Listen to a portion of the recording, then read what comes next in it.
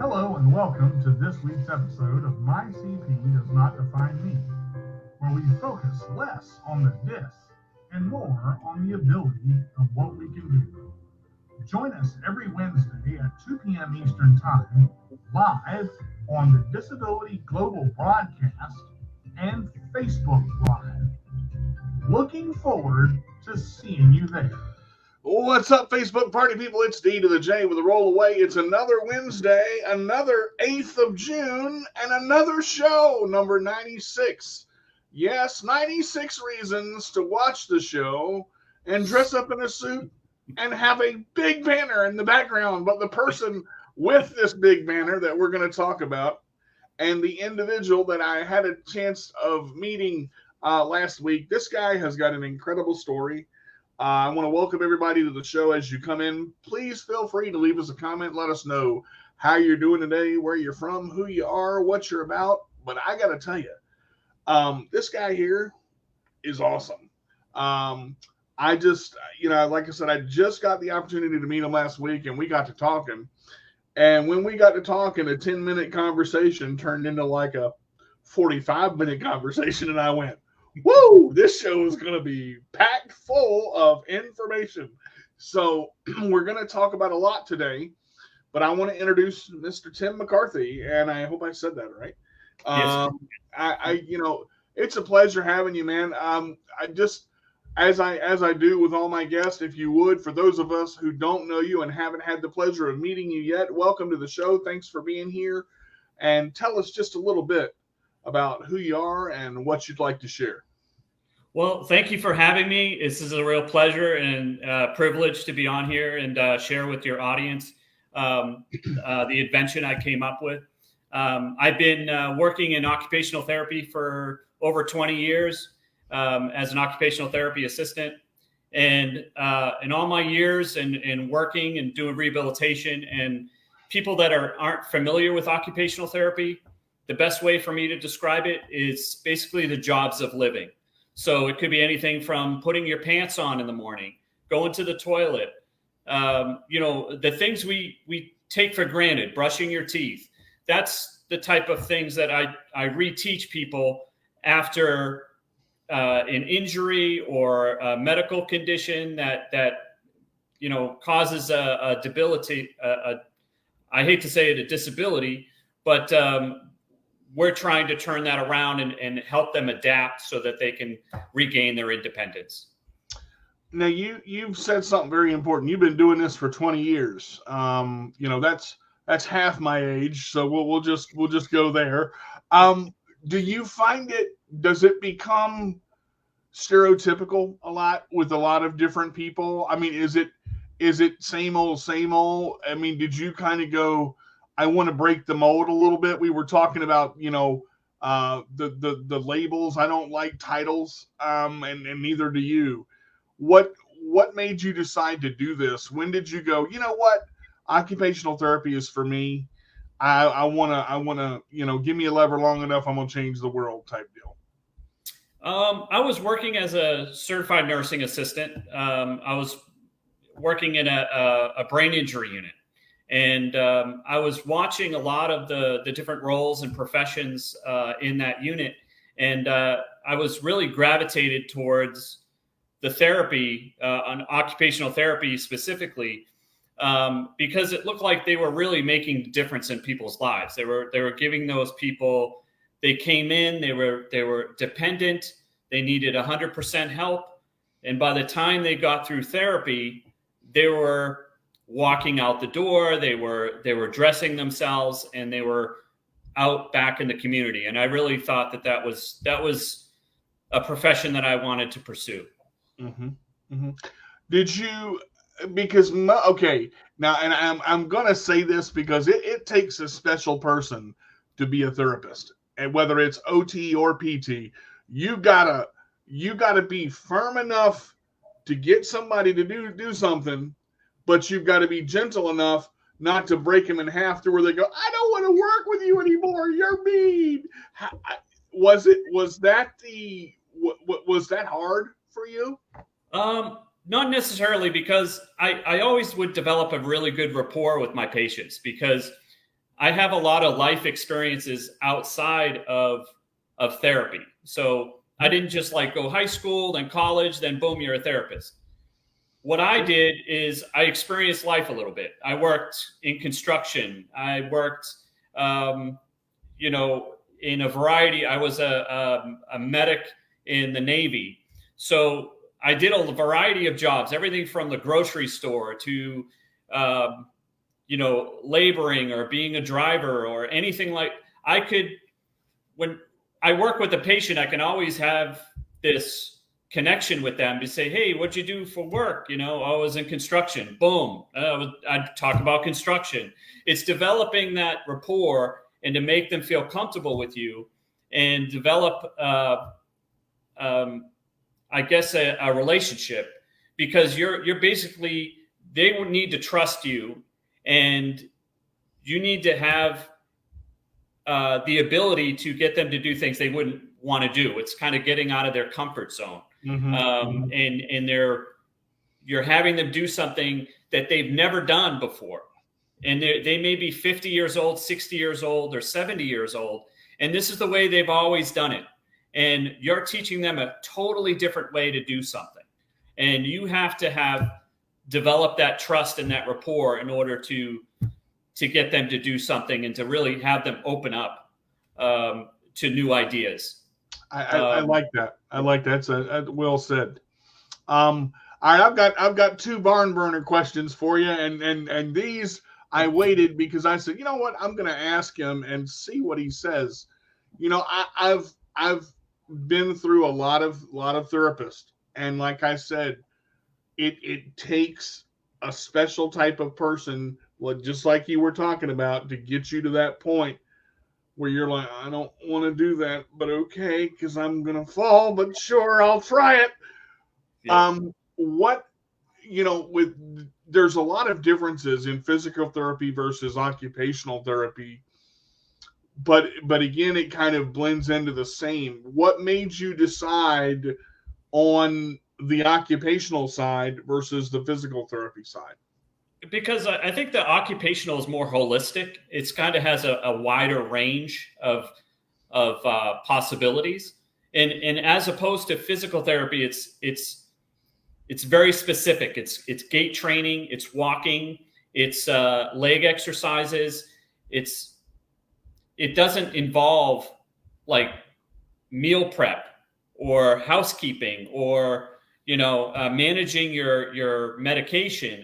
You know, there's a lot more aspect to it that I kind of grab. I kind of like that challenge, and I like that flexibility where I could do home evaluations. I can do home modifications. I can recommend different ways. I'm kind of like a problem solver. Like, so if some people have a difficulty holding a utensil, I can bring out this drawer where it has all these different handles, and I can try different things. And it's so stimulating through the day where it doesn't feel like work. It's very rewarding, as opposed to physical therapy, which is just, oh, we got to do 15 steps today. We got to do, you know, we're just going to walk 30 feet. We got to get to that 30 feet. Let's do steps, and let's do all these, you know, exercises where they're more specific on the kinetics and the structure and the muscles that are involved for, you know, anything from, you know, the ambulation to developing increasing the, like with the stroke patient, a neuro patient, it could be anywhere from a brain injury to cerebral palsy. So you're trying. There's a lot less repetitiveness. Correct. In what you're doing too. And you're kind of taking that everyday life of everything. You're kind of dabbling over here. We'll show you how to do the dishes. We'll work on getting in the bathtub. We'll work on, you know, putting your socks on, you know, the whole, that's awesome. That's awesome. What they call the ADLs, the activities of daily living, is what we kind of focus on. That's a phrase I was waiting on, because I knew you were going to use it. and now this is the big question here. And I wanted an actual person in the therapeutic world, as it were, to answer this. Why is it that occupational and physical therapy is pushed so hard from two to 18.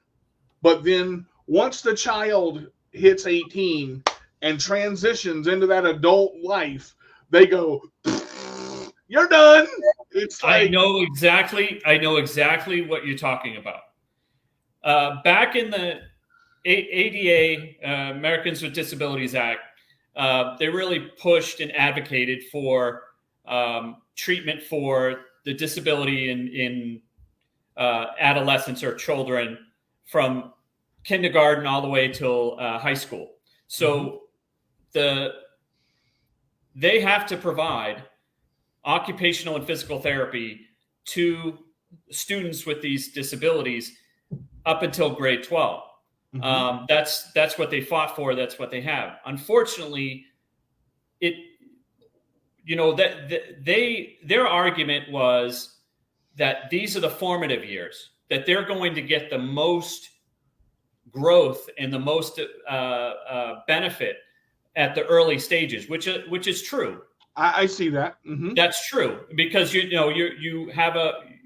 in kindergarten, you have cerebral palsy, or you have a disability. It could be any number of disabilities that you need to learn how to do things pretty rapidly to try to stay with the mainstream and try to gain as much independence as you can.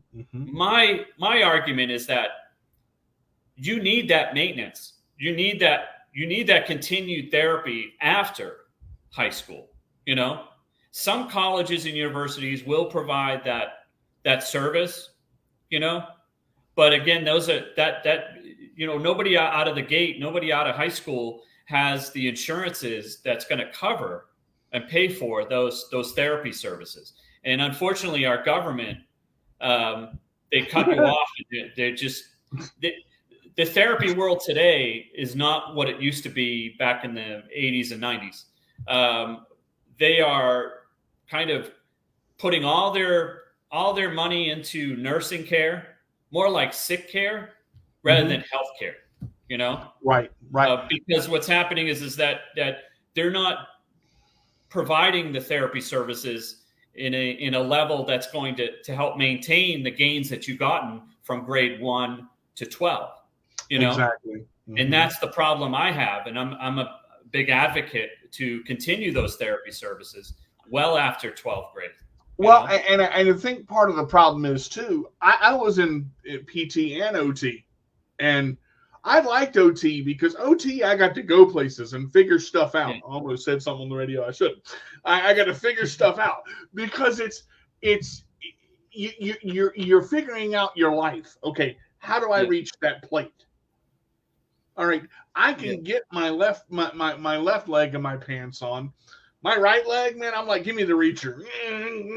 Just got a full. Okay, now once you figure all this out, you realize, and it's pushed every day, and my brain's like, oh God, not again. Now I got to go, and I'm missing class, and I'm missing school, and But I think that they push it so hard when you're a child that you need a break. But I understand for the I believe it's cognitive and reparative. In order for it to stick, it has to be an everyday thing because you've got to train the muscles as well as everything else. But on top of that, and we've got a question actually, and I'm gonna highlight this. All right, Charles asked, I have a question. Did your military career help your career now in having the mindset of overcoming things, helping people now?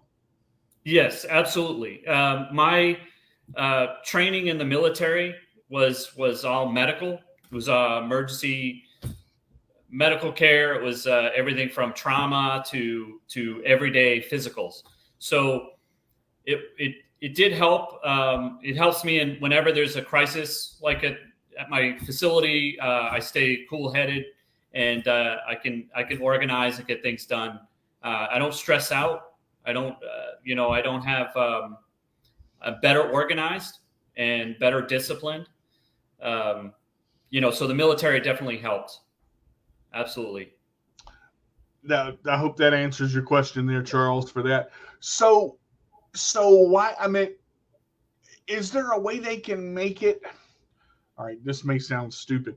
Is there a way they can make it more fun and not so much repetitive, where the patient is not a patient, they're actually a person, and you're going, wow, this is actually fun. I mean, yeah, I try to make things like therapy that's not really therapy. Like it's like they're having them do things that are fun. We do.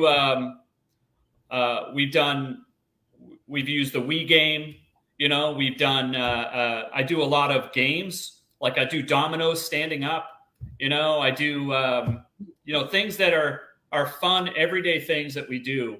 But if we incorporate part of their goals or part of the plan of care to activate muscles, whether it's trunk, reaching for a balloon or things like that, simple things like that. But as far as I like to keep things functional as much as I can, but if you have increased strength, you have increased function. So there's a balance there, and that's where I think, and there are very few, and I wish Trisha was up here.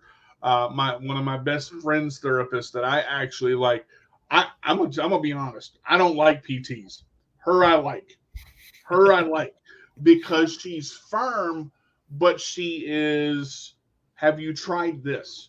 What do you think about this?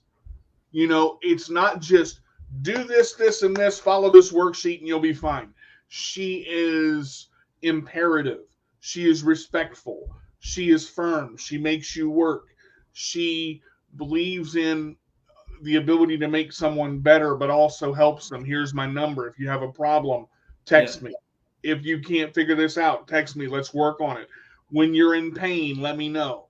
Now, there's a little, well, not so little, banner behind you, which we're going to get into in just a little bit. But you are, and this is what surprised me about you. You said something to me. It was along the lines of getting someone to do something with their ability and their time. It doesn't matter how long it takes them. That's my having the patience to work with that person is my old. You're not a rusher. You're not go. I think that is where therapy has fallen to the wayside. We have 45 minutes to accomplish 9 tasks. Let's get 12 of them. Yeah. I don't agree with that. It never used to be that way, but now because of reimbursements are so low and therapy has really taken a back burner to nursing care, that therapy is not a priority anymore. And it's unfortunate. I hope it changes politically. I mean, but don't we have the right to fight for that? I mean, don't we have the right as people to change that? Could we take like 12 of you and go, this is Tim 1, this is Tim 12, and we're going to tell you why this is wrong? Because I mean, perfect example. Medication. I've been on baclofen and dantrolene since I was 10 years old. Baclofen and dantrolene is the common medication for cerebral palsy. Always has been, always will be. Baclofen, all through the body, every muscle. Dantrolene, specific muscle. What they don't tell you is you take it, you're going to gain weight. Then you gain weight and you can't move anyway, and you go, so you're kind of SOL. But when you start working and you start taking martial arts and you start dwindling down that and you find something to get your avenue in, why is it so medication-based now? Why can't we just the pharmaceutical companies are very powerful. They make a lot of money. They have a lot of lobbying power. The pharmaceutical sales industry is a multi-billion-dollar industry, and they always feel like there's a pill that's going to be the answer to everything. And no one wants to actually do the work anymore. I mean, it takes physical activity, and I'm a huge advocate of this.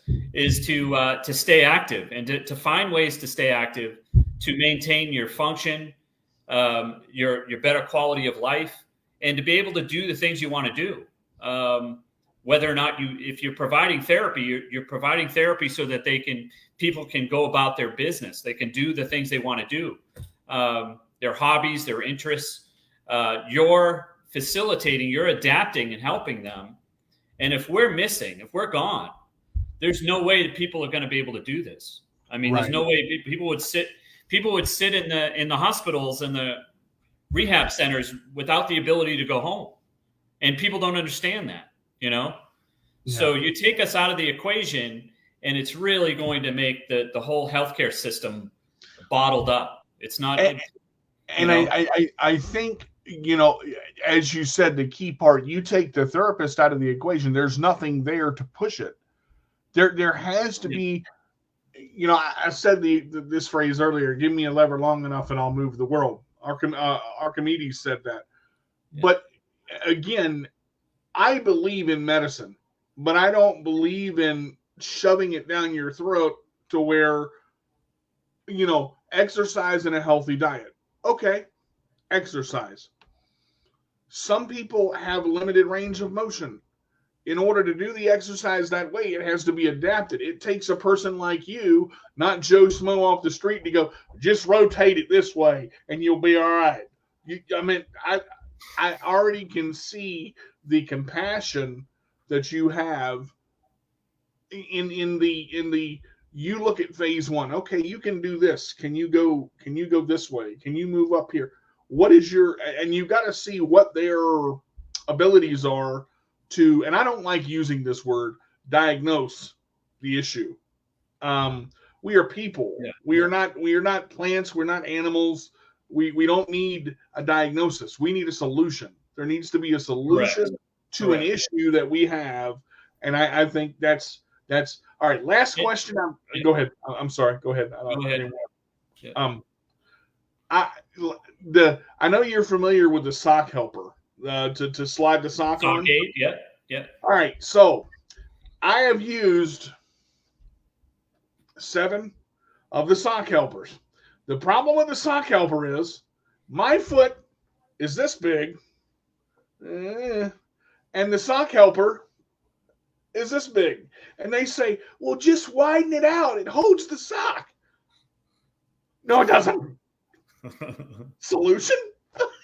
Solution is that they do have these frames now. It's a stand. It has a base, and then the socket is in the base, and it's adjustable. So I can put that on. I can send you the link for that. But it's basically you put it down on the floor. After you put your sock on, you just drop it down, and it's got a base, so it's in the right position, and then you just put your foot in. But it doesn't always work for everybody, and not every device is going to work for everybody. You have to explore. There's a lot of different new inventions coming out, not to mention mine. But anyway, there's magnetic shirts now, dress shirts that have magnets in it. So you can put the magnets and they connect, and you don't have to button anymore. They just connect. They have adaptive shoes now. I believe Reebok and I think it was Reebok came up with a line of accessible shoes and sneakers. So what it is the back opens up and you slide your foot in and then it closes. Whoa. You tie it from the back, and it's perfect for people that don't have that flexibility in AFOs. I don't know if you've ever put AFOs in. They're really challenging. It's difficult. And you got to get a shoe 6 sizes too big to wear the daggone things. Yep. Look like you're wearing clodhoppers going out to check the mail. But there's different devices out there, and it's somebody like me who investigates and looks all the time. It looks at adaptive equipment, adaptive devices, and modifications in everyday, common items. Could be a rocker knife. It could be all kinds of, automatic can opener if somebody uses cans a lot, so it's like I introduce people to devices and machines that kind of adapt and help people regain their independence. So anything from the bathroom. It could be anything, any subject you think about, everyday life. I kind of, have to touch base on it. It's like I have to address it. So if it's part of their plan of care, they're part of they're trying to get independent, trying to get home. So I advise people to get bidets a lot. It's like they can't twist over. So, it's easier to just press a button, Right. When I was in Japan, I was traveling, when I got a hold of you last time, I was in Japan and I took a picture of the toilet, and it was like a manual on the wall, and it was a bidet with like you had all these buttons, and that was like, this is only in Japan, right? But, it's things like that. People can adapt to. They can get bidets. They can. There's a whole line of toiletry stuff. There's a whole line of different tubs that you can buy now. I'm also a certified aging in place specialist. So it's I've got training in home modifications on how to adapt a kitchen so that a wheelchair can go underneath the sink, how to widen a door, things like that. So, well, let's address the elephant in the room. You have come up with a brilliant invention, and we talked about it. And man, I need like 3 hours on this show now. This time goes so fast. I got to tell you, when you told me about this, because I have arthritis in my right ankle, and I have I had I don't know what the surgery is called, where my ankles used to roll in, and they put the pin across my ankle to flatten it, to have it stay flat. Yep. And over the years, now that I've gained that weight, this ankle's like, every time I move it, I'm like, oh yeah, there we go. So it's just the dorsiflexion and all of that is limited. All right, so what came about this? What is this thing? Let people know, and let's nail this thing. Okay, all right. I invented a machine called the Total Ankle Trainer, and what it does is it allows the user to strap it in and exercise their dorsiflexors without having to hold TheraBand, without having to be in a machine. And then it also has the ability, when you flip it over, to have that active assist. So this allows you to have the stronger ankle help the weaker ankle. So the old philosophy with arthritis, well, if it hurts when I move, don't move it that way. Well, with arthritis, you have to really move those joints in order to keep them healthy, even if there's some limit of, even if there's some pain. There's cortisone shots and all kinds of methods to kind of help with the pain. But, in order to keep those joints flexible and healthy, you have to do range of motion. Mm-hmm. And my machine addresses that. So, but it also, the major reason why it got the utility patent is the ability to do dorsiflexion. And a lot of machines out there don't do that. A lot of it's just plantar flexion. So let's for our people of the non-therapy jargon, let's explain dorsiflexion and the other type of flexion that you just mentioned. Okay, dorsiflexion is toes up. When you put your feet, your toes pointed upward, and plantar flexion is when you point your toes down. So you're basically everything from walking to putting your pants on. You need plantar flexion. Dorsiflexion is important when you're walking or ambulating or transferring, and you can't pick up those toes. It's commonly called drop foot, or what happens is you drag those toes on the ground and you can trip. I mean, it makes your ability to move around almost impossible and very dangerous. So there's a large industry out there with AFOs, or ankle foot orthotics, that will basically fix the joint and mobilize the joint so that you can move around freely. But that's a whole nother world of problems, because you're mobilizing the ankle and you're causing it to atrophy. You're causing it to get weaker. And now it's more dependent on that AFO.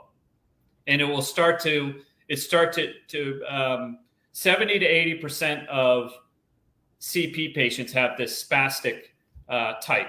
And that is the basically the muscles stiffen and the joints stiffen. So you need something that's going to help maintain. I'm not going to say it's going to be curing drop foot, but it's if you develop gains, like you said, from grade 1 to 12, and you're moving around pretty good, this device is something that will help maintain that range of motion. Mm-hmm. Now, and you mentioned something with the AFO. So once you take it off, it makes it 10 times worse because your body is reliant on it. Correct. Yeah. Tiffany says she has drop foot with both of her feet. Yes. If you need to have early intervention is important. That's why we talked about that 1 to 12 grade where you're developing that. If it is possible, there's a lot of new devices out there. I think Sabio is another company that allows you to use regular shoes, and it has an ankle collar, and it has cables that you can press, that you can adjust to bring that foot up. And I really like that because it kind of eliminates, it's very dynamic, meaning that you can still move that foot. I like the dynamic splints. I don't like the fixed AFOs, but some people, if they don't have any dorsiflexion at all, and they really need those AFOs. So my device would be something of more of a maintenance. If you do have a weak dorsiflexion, is to maintain that ability. Could you use your device on your wrist as well? No. This is for your ankles only. Yeah, it has a foot roller for massaging and help with circulation and help with pain and plantar fasciitis.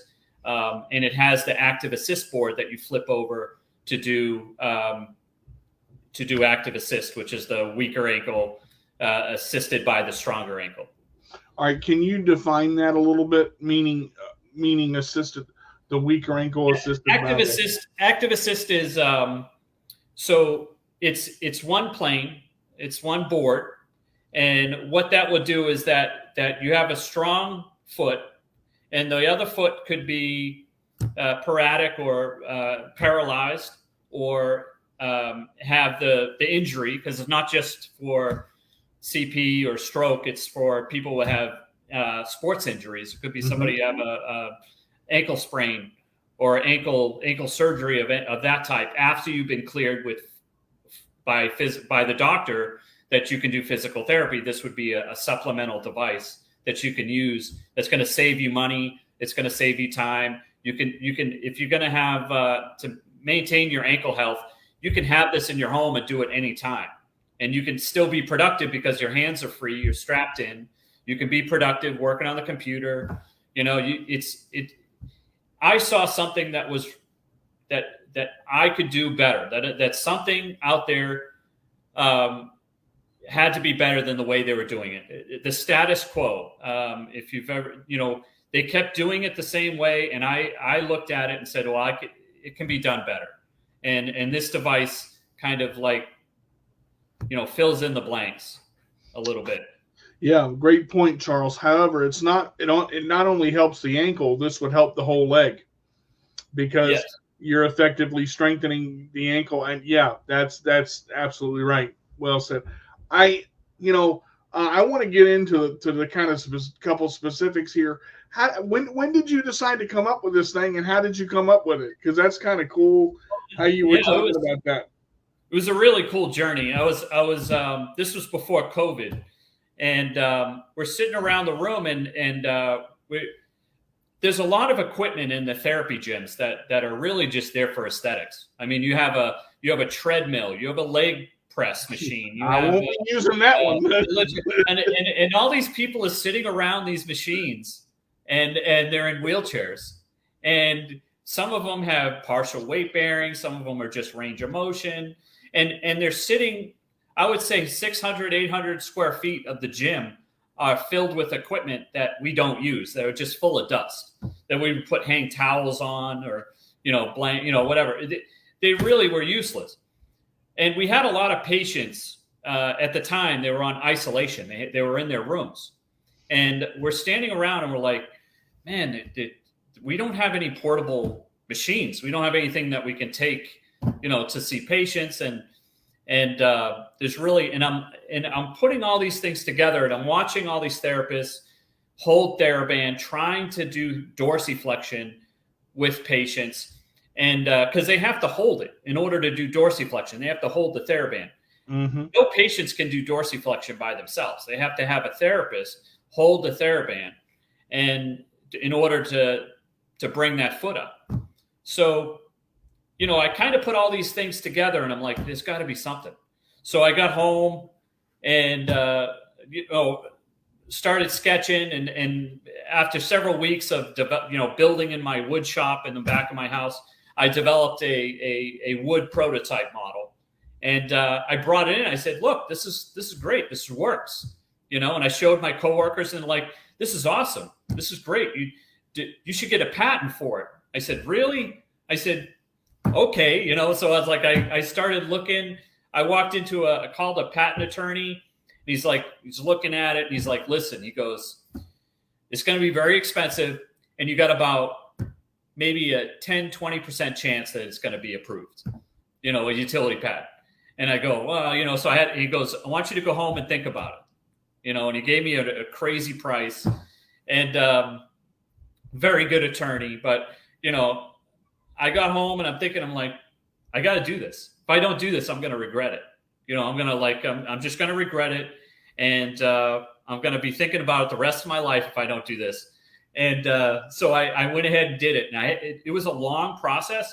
And I started learning about the patent process and how it's sort of like, the only way to describe it, it's like a tree, right? Where you have, patent number one, where, and then, the patent system is as old as the United States. So everybody that invented the cotton gin to the automobile or even the airplane, they all have a patent. What happens is it starts to branch out into different things. So there was devices that were like single pedal machines, single pedal products that came out, but they didn't really address the things that I was looking at. The thing that my machine addressed, which was active assist, the isolating the dorsiflexion, which is pushing the heel over the pivot point. There was things on my machine that all the other machines didn't have. So it was sort of like an evolution where I was looking at this and I'm like, there's nothing like this. Nothing exists. And after 2 years, I got to witness the process online as it went through the examiner's office. And the attorney came back and said, "Oh yeah, the examiner had a question about, a certain style or design. He had a question about it." And I got nervous. I'm like, "Oh no, this is it. It's all over," But then it came back and he says, "Oh yeah, it's okay. Instead of 11 claims, we're going to have 10 claims." Okay, great. So it moved on. And 2019, October, I found out I got a utility patent. I was so excited. And, but then that kind of wears away after a while. Then you realize, wow, this is a huge responsibility on my shoulder. I have to get this out there. I have to get this out there where people can use it, where people can benefit from it. And how do I do that? How do I go from a wooden prototype model to an actual manufactured production model that people can buy? And that was just, I had to put my engineering hat on. I had to, work with 3D engineers, a lot of engineering teams, back and forth, different prototypes. It's very expensive, very time consuming. But then I was thinking, like we were talking earlier, it's the greater good. Like, this is bigger than me. I have to get this out there. This is going to help people. you know. It's the greater good, and I had to get it out there. So I'm happy it's out there. I got it across the finish line. I got 20 units. I've sold about six units, and I'm getting good response. I'm getting good feedback from, and what's interesting is a lot of my clients a lot of the customers are athletes and people that they got tired of going to physical therapy. They didn't have time. They were missing work. They had to pay copay. It's very expensive. And they were like, that's time away from family. I'm not getting paid to go to these physical therapy treatments. They were cleared to do physical therapy, but they wanted something extra. They wanted that device that they can do on their own to supplement the physical therapy. Okay. And I'm getting a lot of good feedback. A lot of people are recovering faster. They're continuing to use it. They're seeing better performance.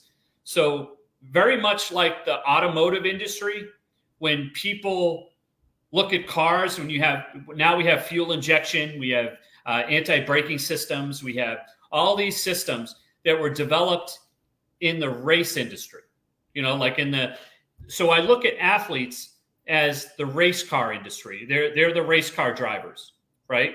And the technology that people are more apt to use a new style shoe or a new clothing or a new equipment in the athletic industry, as opposed to say the hospital. The hospital, they want evidence-based. They want proof. They want papers. They want research on a product. And it costs millions of dollars to do that. Now, my product is not required to be FDA approved because it's an exercise equipment. It's health and wellness product. Okay, so it's not a cure or a treatment, right? It's just an exercise equipment. But in the future, if I decided to do a research paper and fund several $1,000s in research and do a study, then it could be presented to the FDA and get FDA approval. But that costs a lot of money, and it's just me, so I'm not a big corporation, I'm just an average person. So I can't afford that right now. But having it out there, it can be used as a health and wellness product to supplement the physical therapy, and it can really benefit people. So I'm seeing I'm looking at my customer base, which is athletes and people that are recovering from ankle injuries, ankle sprains, and they're seeing a lot of benefits. I've used it with people in, trials and demos, and they love it, So right now my role is mostly education and trying to get people to understand it. Once they use it, they understand it more. So I'm trying to do a lot of the demos. That's why I have the banner, and I'm trying to get out there in the community and educate people. But there's only so much I can do. I'm a one-man show. So right now, you were talking. You were in Japan. Did you have a chance to go over there and show it over there? And because there's. I was able to. My destination and the time I spent was in Vietnam. So I was traveling through Japan at the time when I was talking to you. But I was in Vietnam, and I was trying it on the Adidas runners group. And so we had a demo session, and we were trying it with all the athletes. And so it was over there already because I was doing audio. I was doing the video over there. So I had to ship it over there. So I got to all these very top athletes. They were really raving about it. They really felt like they were using muscles they never normally would use, which is the dorsiflexors. And a lot of people suffer from shin splints and Achilles heel problems. And these are very long distance runners. And when they use the machine, they felt better. They were like, this is great. And they still use it over there in the club, the Adidas Runners Club. So I'm seeing, so they got to use it. And I just, the more exposure that I get, the more people use it, the more they understand it. So let's get into a feel good question here, because I think we deserve a feel good question after all that. Being that you designed this thing, the attorney looks at you and goes, you got a 20% chance of this going through. It's going to be expensive. I'm basically telling you no, dude. Just no. Yeah. I'm a good attorney. I know what I'm talking about. Go home and think about it. You made a decision. This is a need to address something that has never been addressed before with any machine out on the market. And because Tim said, you know what, I got to do this. I'm not going to be able to sleep at night if I don't do it. I will not fail at this. I'm going to get it out there. How did it make you feel? And I know you thought about, the time you said, oh, man, there's a hang up. Oh, God, I got nervous. Oh, no, what's going to happen? I mean, how do you feel now, man? You got this prototype out there. You designed this bad boy. That's your patent. Yeah. How does that make you feel? Oh, amazing. It feels like I would only imagine, and I'm not a woman. I'm not a mother, but it's like you had a baby. It's like that's basically what it feels like. Okay, that's what it would be like. Well, we got a question from our audience here. This is a great question right now. Thank you, Charles. I'm a former 3-time world record holder in track. I retired due to my injury to my ankle. Where can I get one in Canada? Well, that's a tough one because I know on my website I'm only delivering to North America. I mean to the United States, but it is available on Amazon right now. So there's a chance that it will deliver to Amazon. Will deliver to Canada. I think I'll be able to do that. All right, I didn't ask this earlier, but I want to go ahead and ask it now. With your my apartment has been modified for handicap accessibility. I have a roll-in shower. My cabinets are handicap accessible, but I can't reach them. So they have the long cabinets, and I think what happened was the person that did this for the ADA went, oh, well, I'm going to go in a chair and see how low we need to put them, and then stood up when I can reach them, and then that was it. And I'm like, I don't have that option. Where are you licensed to? In what state are you licensed to work on stuff like that? I'm licensed in the state of Florida and Texas, and but as a certified aging in place specialist, I am a consultant, so I can go in and make recommendations without any license. So what I would recommend and what I've seen, and I can send you some examples, is the dynamic cabinets that have a bar that you pull down and they hinge out and they go down to the counter height. Oh, nice. And then you can reach everything, and then it has a gas shock or a gas recoil, and you just push it back and it goes back to the wall. It's dynamic cabinet. You're gonna come down to Virginia, Tim. Come on down. I just let you know. Book the flight. But one thing though I want to mention is it's a good universal design. You never know it was handicap accessible because it's universal design. It's good for it. It blends in nicely with any house.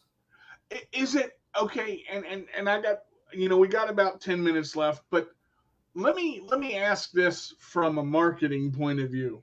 You eat with your eyes first, you see with your eyes first. Everything is about aesthetics. Is it aesthetically pleasing? How does it look to the eye? My question is, I could care less about aesthetics. Does it work? Correct. Does it work? Yeah. Does it function? I don't care if my plunger is purple and have flowers on it. Can I unclog the toilet? Do you know how hard it is for a person with CP to get in the bathroom and go and unclog a toilet? Well, use a snake. Yeah, I got to carry a 90-pound thing, pick it up, put it over, crank the thing, slide it. Yeah, how does it work? I think that good. Like I took it was a very good course in that what I got out of it was. And one thing I've learned is that good universal design is good for everybody. Mm. It's accessible for everybody. So there's a lot of not so much if it's very functional, who cares what it looks like? That's one of our viewers. The number one goal is function. Yep. Function is all that matters, is what Josh said. Josh is a martial artist like myself, and we've been friends for a long time. And what I like about your design and what I like about your methods, you don't care what people say. It is for people, but everybody faces barriers. And what I love, this is a story about overcoming obstacles. This was not out there, and you said you've sold 6 now, and you have however many, and you probably got 1,000 no's, man. You probably walked in there. Oh yeah. I'm not going to sell that crap. What are you talking about? And if I can help one person out of this, then it's a success. It's like, I know that in the long run, it's going to help a lot of people. Awesome. Man, one of my devices in a clinic can help hundreds of people. Yeah. Yeah. All right. So let's get down to the bottom line here. A couple of last 2 questions here. Now I know you can put the link into the comments there, but where do we go to get it? How much does it cost, and how do we buy it within the United States? Well, that's where you go to thetotalankle.com, which is my direct website, and it's also available on Amazon. If you look up Total Ankle Trainer, it'll pop up. Now, with Amazon, if you apply for the credit card, you get like a 15% discount or something, or 20% discount. So it drops down to well below $700. And my website, I think I'm selling it for $654. So it's a little cheaper. It's expensive because it's well made. It's durable, stainless steel, marine grade plastics. It's not cheap, and it's made in the U.S. So now, can you flex pay? Can you flex pay on that? Or on the Amazon? Yes, on the Amazon, you can make little payments at Amazon. So I can pull up the link and then post it. But it's fairly reasonable, and it's more flexible. I just put it on Amazon. Let's see, copy. Okay, so I'm gonna put it right here.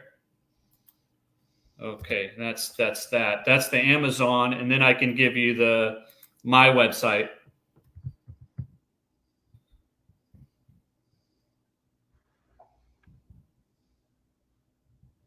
And then that's that one. So, and then you can get in touch with me through that website as well. Okay. So you put that on Facebook? Yeah. Did I put that on your chat? In your chat? Oh yeah, I see it. Okay. Yeah. When we're done here, make sure to post that go into the comments and post that in Facebook. Okay, I will. Yep, so that our viewers can do this. Well, we've got about 4 minutes left, and I want to give you these couple of minutes. I've got the link here, and again, I'll get you to put that on Facebook when we get off the air. And stay with me for just a minute when we're off the air too. Yeah. I want to just give you the final minutes of the show. If you know somebody that's struggling, with something, whether it's occupational, whether it's physical, or just, struggling with something in general, all the way, what do you say to them? How do you motivate them? What would you tell them if they're trying to get an invention out there, if they're trying to build something to help someone? What advice would you give, to that person? Don't assume everybody has done it. Don't assume that somebody already did it, because my first assumption was that, somebody must have already did this. I'm not going to bother with it. But then the more I explored, the more I pushed it, the more I realized that it's not out there, and that this is something new. So my advice is that if you come up with an idea, if you come up with something, an invention, and that happens to a lot of people, is do a Google search, do a Google patent search on what it is. Like it could be like, say, maybe a sock. It could be a jacket, magnetic jacket, easy jacket to put on. You can type that in and you can see if the product already exists. If you can't find it, odds are it doesn't exist, and maybe you should go forward with it, And that's the best, there was a quote I read one time. I think Steve Jobs said, when you realize that everything around you was developed and made by ordinary people, the more you're motivated to make changes, because it's ordinary people that change the world, you don't have to be extraordinary. You don't have to be special. Ordinary people change the world. And I think that's important. What a great show this was. I want to just thank you for being on the show, Tim. We'll probably definitely have you back for a part 2 later on, maybe in the fall sometime. I'll bring you back.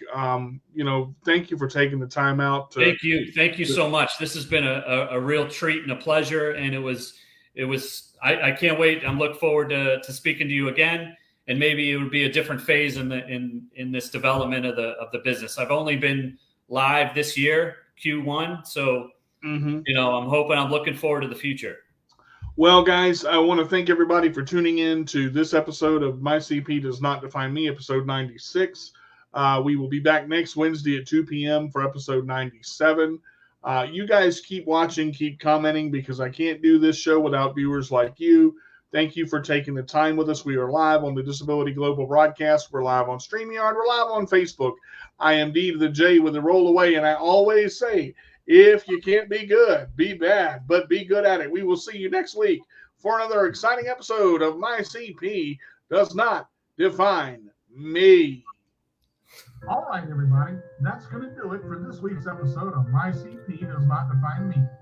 As always, you can catch us every Wednesday at 2 p.m. Eastern Time on the Disability Global Broadcast and Facebook Live. If you haven't already checked out our YouTube channel, My CP Does Not Define Me, we post all of the show videos in our My CP playlist. I'm your host, D to the J with the roll away. And if you can't be good, be bad, but be good at it. We'll see you next week.